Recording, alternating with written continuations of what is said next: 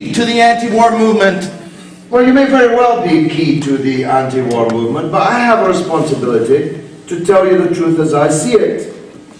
So we're insane? We're insane. I think the allegation...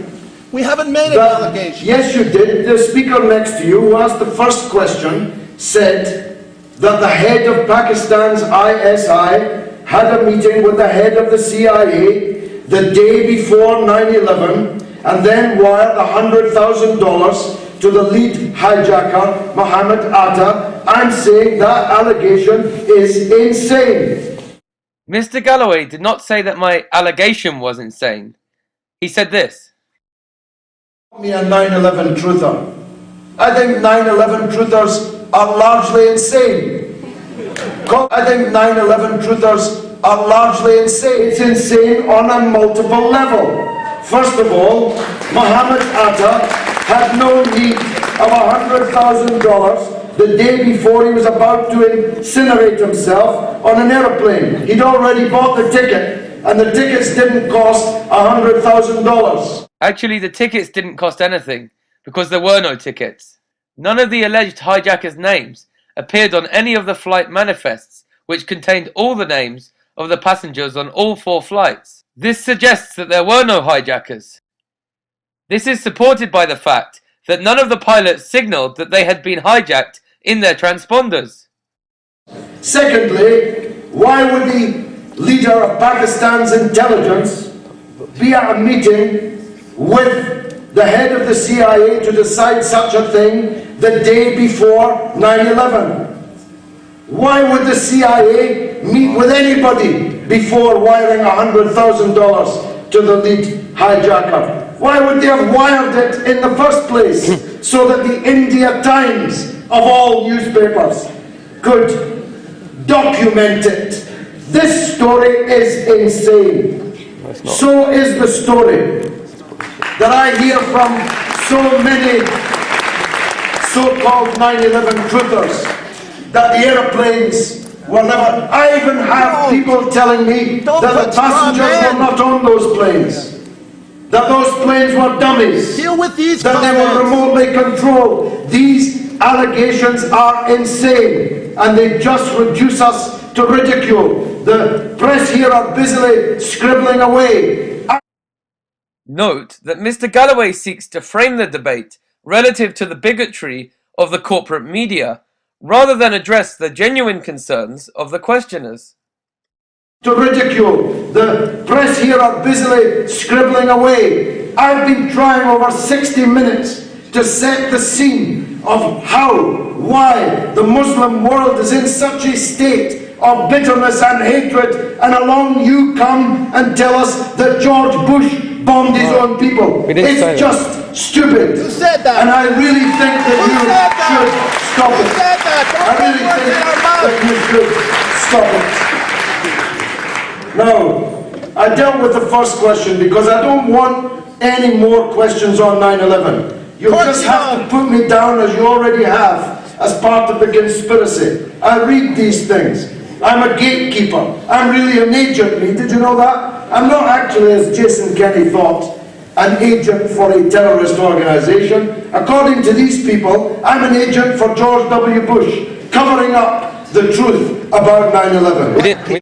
In fact, far from suspecting that Mr. Galloway is an agent of some kind, I, Joshua Blakeney, had written an email only the day before to some prominent 9/11 investigators and intellectuals, advising them not to view Galloway as an agent.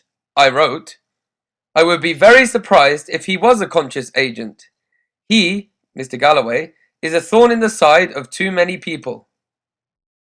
As we say in Scotland, away and boil your heat.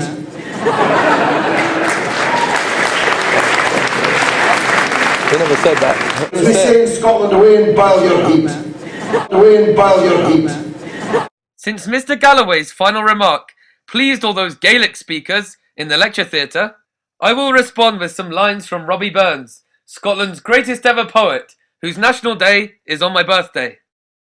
When nature her great masterpiece designed, and framed her last best work, the human mind, her eye intent on all the mighty plan, she formed of various parts the various man.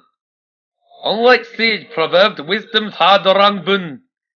The world were blessed, they bless on them depend. Ah, that a friendy earth should want a friend. Guys? My name is Dwayne. I was just curious about some of your questionings about the initial story of 9/11. Yeah. And basically, it was a great speech by him. He was a great speaker. He done very well.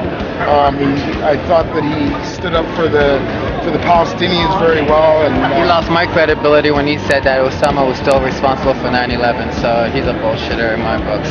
Like, there's a lot of people that sell you a little truth. They'll sell you a big lie, and he was selling a big lie today about 9/11. So okay. To each his well, own. definitely, Yeah. like, he definitely had more truth than lies. But kind of basically with everything else. With everything else, you got to put everything in perspective. What's going on in the world. And everything that gets reported since is bullshit, right?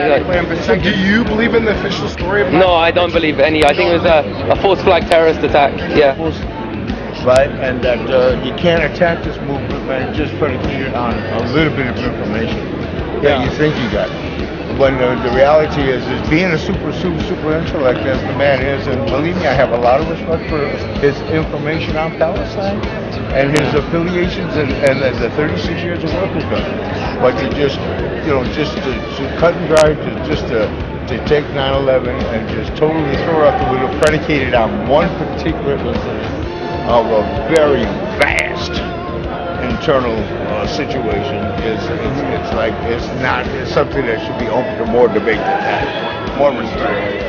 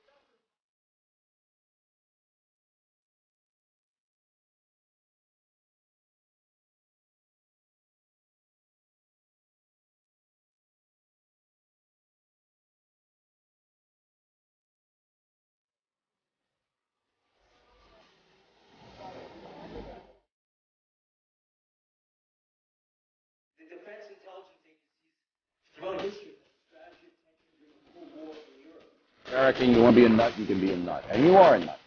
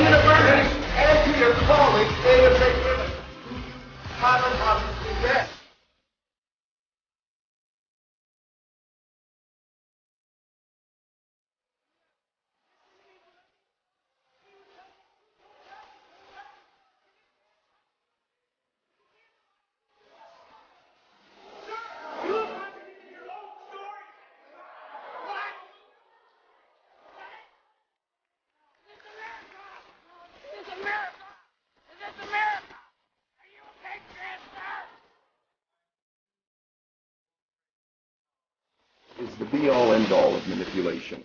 To buy into the notion that Osama bin Laden and 19 hijackers are responsible for this event is the height of lunacy.